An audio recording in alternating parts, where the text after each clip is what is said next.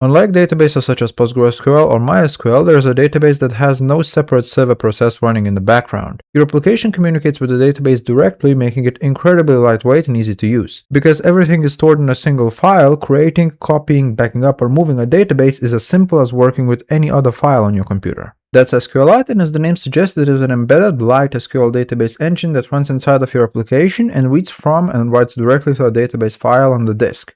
SQLite is a database stripped down to a single library, making it able to be dropped anywhere at any time, and this is why it's so popular. SQLite provides support for SQL, so you can create tables, insert data, run queries, and define indexes just like you would with many other relational databases. However, it stores all data in a single file and runs inside an application, so it is mostly found in local storage, prototypes, mobile apps, and things like that. SQLite is maintained by 3 people and it's open source. It's open source but not open to contributions, which means that if you have any ideas on how SQLite could be improved, you're not going anywhere unless you write an entire library, and that's what these people are doing.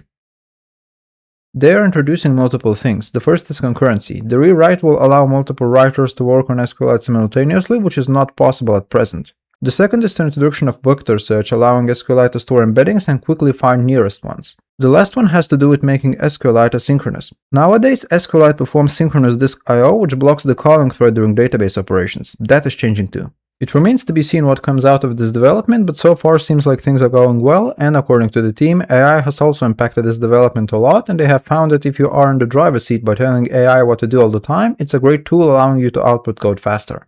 What do you think about SQLite being rewritten in Rust? Share your opinion in the comments, and until next time.